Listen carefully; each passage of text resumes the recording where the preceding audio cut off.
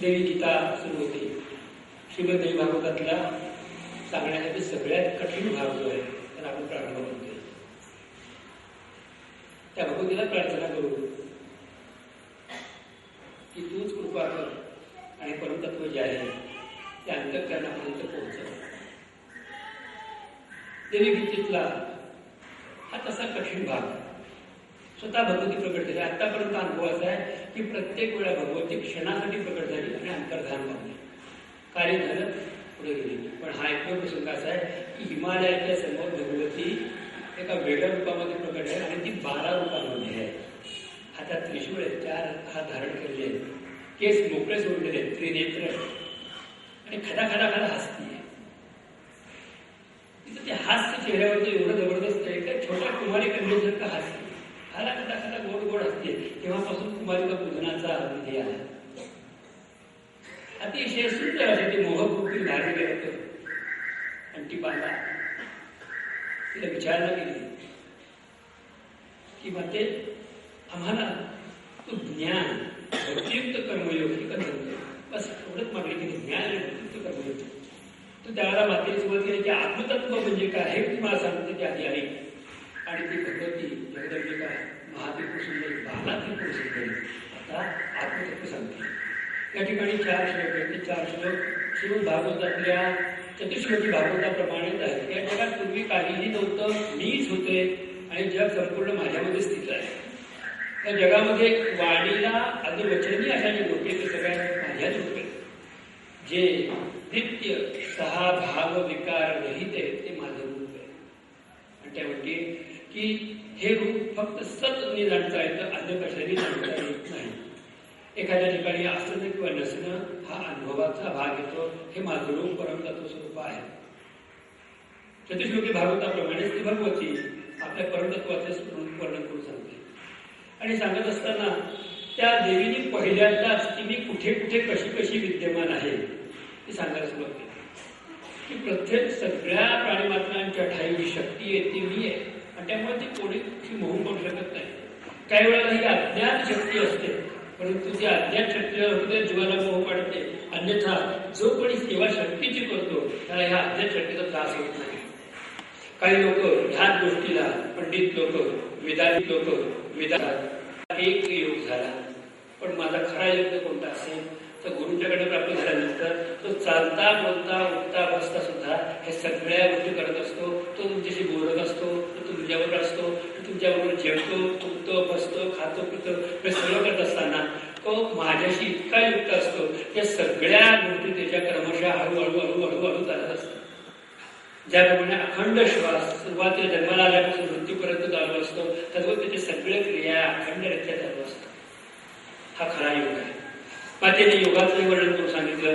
आणि त्यावेळेला मातेने सांगितलं की मी तुला आता मंत्रयोग काय सांगितले की शरीर म्हणजे ब्रह्मांड आहे आणि पंचमहाभूत जे आहे ते ब्रह्मांडातले एक भाग आहे. चंद्र, सूर्य, अग्नी हे त्या ब्रह्मांडातलाच एक एक घटक आहेत. हे जाणून घेऊन त्या ब्रह्मांडाचीच आपल्या गुरुने दिलेल्या शब्दाच्या माध्यमातून अनुभूती घेणं म्हणजे मंत्र.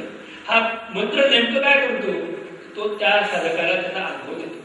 गुरुमंत्राला अत्यंत महत्व आहे. जे काही सांगितले शब्द काय काय असेल ते मंत्र, तो शब्द त्या साधकाची पर्वणीची किल्ली असतो. त्यामुळे वाटते तर या मंत्राचा उच्चार कधीही करू नये. इथे म्हटलंय की प्रसंग पडला तर शीर द्या, आयुष्य द्या, संपत्ती सगळे देऊन टाका. संपत्ती द्या, आयुष्य देऊन टाका, वाटते ते द्या, पण मंत्र कोणाला देऊ नका सांगू नका. आणि उघडा मंत्र म्हणजे उघड्यावर पडलेलं बीज म्हणजे कधी कावळा चिमण्या पाखरे उचलून घेऊन जातील तर पुन्हा ते उगवणार सुद्धा नाही. उघडा मंत्र म्हणजे अग्निमध्ये टाकलेलं बीज ते कधीही उगवत नाही, जवळची अवस्था होते. पण मंत्र उघडा नाही. मंत्र हा नेहमी गुप्त ज्ञानदेव मौन जपमाळ अंतर हा गुप्तरित्या त्याचं चिंतन करावं. आणि त्या सांगितलं आता याच्या पुढे अतिक्षची मात्रा आणि त्या ठिकाणी मूलाधार चक्रापासून अधिष्ठान, मणिपूर, अनाहत, विशुद्ध, आज्ञा आणि सहस्राधार या चक्रापर्यंत जाणारा मार्ग. प्रत्येक मार्गामध्ये किती पाकळ्या आहेत, कसा त्रिकोण आहे किंवा गोल आहे, काय आहे आणि प्रत्येकात कोणती कोणती अक्षर आहेत याचा समजाचा मातेने मोठा प्रबोध केला. आता या अक्षरांचं क्रम महाचुका याप्रमाणे आहे. अशी मला म्हणतात या भागवत वर्णा पौर्त पडून नसतो असे पडतो सुद्धा कारण मातृका त्याचं दिव्य वर्णन मातेने या ठिकाणी केलं. हे सगळं सांगत असताना एकच सांगितलं की इडा पिंगला शिशुमन नाणे या 3 नाड्या. इडा पिंगला शिशुमना या 3 नाड्यांच्या साह्याने सर्व जग चालू आहे. या देहात सगळं चालू आहे आणि ह्या 3ही रूपाला तू नीट समजून घे. हिमाचलाला सांगितलं की श्रुती सांगितलं मला कळायचं की आपल्या गुरुंच्याकडून या गोष्टी समजून घेऊन त्याप्रमाणे पुढे जा. सत्यश्रेष्ठ कबीर याचं गुणवर्णन करताना सांगतात इडा पिंगला शिशुमन नाडी सूर्य ध्वजा ऐराणी म्हणजे. हे समजायला लागल्यानंतर कळत नाही आपल्याला त्या श्वासाचा वेग पण सहन होत नाही पण अंतरंगाला हा वेग पूर्णपणे माहितीये. बाळंतिणीच्या काळात बाळंतिणी झोपू जाणे दुसऱ्याला त्या कल्पनेने पण त्रास होतो पण त्या काळात त्या श्वासाचा वेग ती देते आणि एका सुंदर पुत्राला जन्म देते. तसा जो कोण शिशूंना इडा पिंगलाचा वेग सहन करतो तोच एका अपत्याला म्हणजे अंतरंगाच्या त्या परतत्वाला जन्म देते. ते कधीही विसरता कामा नाही.